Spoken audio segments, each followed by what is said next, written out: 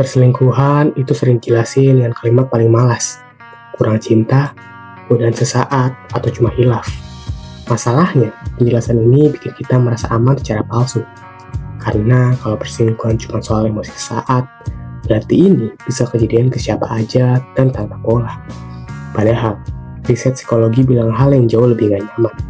Banyak kasus perselingkuhan bukan kebetulan, tapi hasil kombinasi kepribadian tertentu.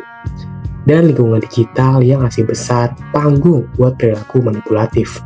Hari ini, perselingkuhan bukan cuma soal cinta, ini soal kepribadian, kekuasaan, dan teknologi. Dalam psikologi kepribadian, ada 3 trait yang sering disebut dark triad: narsisme, machiavellianism, dan psikopati. Bukan berarti semua orang yang selingkuh pasti jahat, tapi data nunjukin orang dengan trait ini jauh lebih beresiko melakukan perselingkuhan. Dan di saat yang sama, kita hidup di era media sosial.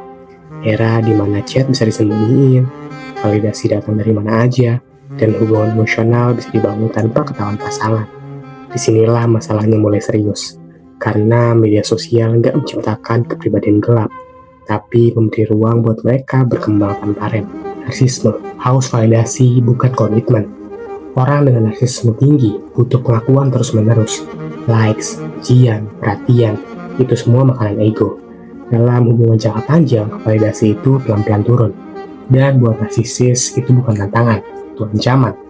Media sosial ngasih solusi instan, DM baru, perhatian baru, rasa gue masih diinginkan, perselingkuhan. Di sini bukan soal seks, tapi soal ego yang harus disuapi terus-menerus. Machiavellianism, hubungan sebagai alat.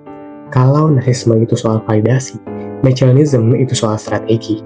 Orang dengan trait ini melihat hubungan sebagai alat, bukan ikatan emosional, tapi sumber keuntungan.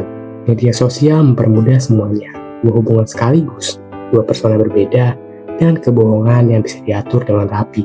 Perselingkuhan itu di sini bukan hilaf, ini keputusan rasional. Psikopati, tanpa rasa bersalah.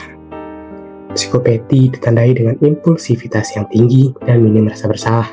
Orang dengan trait ini bisa selingkuh tanpa merasa bersalah, tanpa takut konsekuensi emosional. Media sosial memperparah ini karena satu hal, tidak ada konsekuensi langsung. Nggak lihat tangisan pasangan, nggak dengar suara kecewa, yang ada cuma layar, dan itu berbahaya. Disinilah banyak orang yang salah paham. Media sosial bukan penyebab utama perselingkuhan, tapi dia adalah akselerator. Orang yang punya kecenderungan manipulatif, narsistik, atau impulsif, akhirnya punya lebih banyak peluang, lebih banyak risiko, dan hampir nggak ada rem sosial. Jadi kalau kita terus bilang, ini cuma godaan, atau semua orang bisa selingkuh, kita sedang menutup mata dari pola yang nyata, dan selama polanya nggak dipahami, kasusnya akan terus berulang. Perselingkuhan di era digital bukan cuma soal cinta yang gagal, ini soal kepribadian yang nggak beres, sistem digital yang permisif, dan masyarakat yang terlalu sibuk nyalain emosi tanpa model struktur. Kalau kita mau benar-benar paham dan mencegah, kenapa kita harus berhenti bertanya, kenapa dia selingkuh? Dan mulai bertanya, siapa dia, bagaimana sistem mendukungnya, dan kenapa ini bisa diulang.